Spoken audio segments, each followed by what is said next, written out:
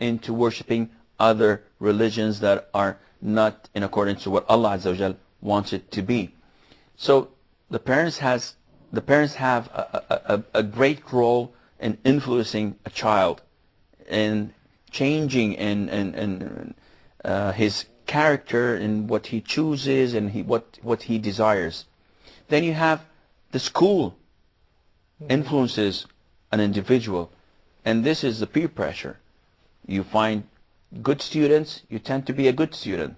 You find bad students, you want to be part of the gang or part of the group, and so on. So again, the society, the neighborhood, and so many things that influence an individual. And above all, to my understanding, the media has the worst peer pressure effect on a person. Because now, where I come from, we're a Muslim country, and everybody is born Muslim, is a practicing Muslim. Nowadays, we tend to find people wearing costumes that has no logic. You know, when you find a boy wearing low pants with his underwear showing, and the pants are almost gonna fall. He says, "Hey, what's he doing? I can see your underwear." I said, "Come on, this is not my underwear. These are my boxers." So, excuse me, excuse me. Big difference. So what is this? He said, "Well, everybody's doing it back in the West." So it's like cool, huh? And you find people listening to rap music and all the time. And if you ask them, "Do you understand a single word of what they're saying?" I said, "No, but the beat is nice. It's cool, you know. It's cool, and they're homies, and everything is fine." This shows you that this individual does not have his own personality, does not have something to hold up and look up for, simply because they do not have the knowledge of Islam. They're away from how their prophet used to behave. They're away from what the companions used to do. And this is why we always emphasize on the word knowledge. You should always go back to the basics. You should always go back to the Quran and to the Sunnah. And these are the peers you should look up for.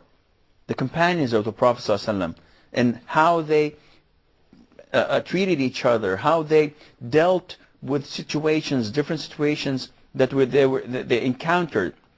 But to look at those around you and to choose those who are bad, Islamically that is, and make them your best friends, you have a problem. Marwan, is there anything that there was something you wanted to mention about? Yes. How can we prevent? Exactly. How could we prevent ourselves or our generation from the negative sides of media? Well, this is a very sensitive question.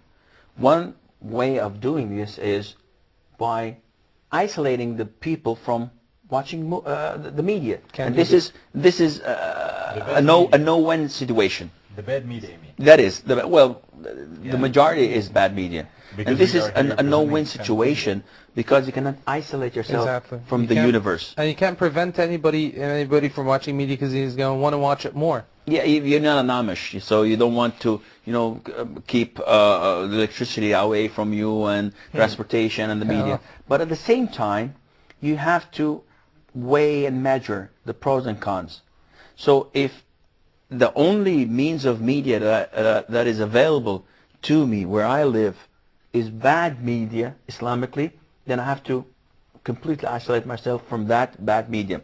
If I'm living in the States, for example, and there's no Islamic media company or no conservative media station, then it's only cable TV or the local TV, then the best thing is to completely isolate myself from that and try to look for an alternative. And here comes the responsibility, or here lies the responsibility on businessmen, on people of intellect, that they should provide the Muslims with alternatives.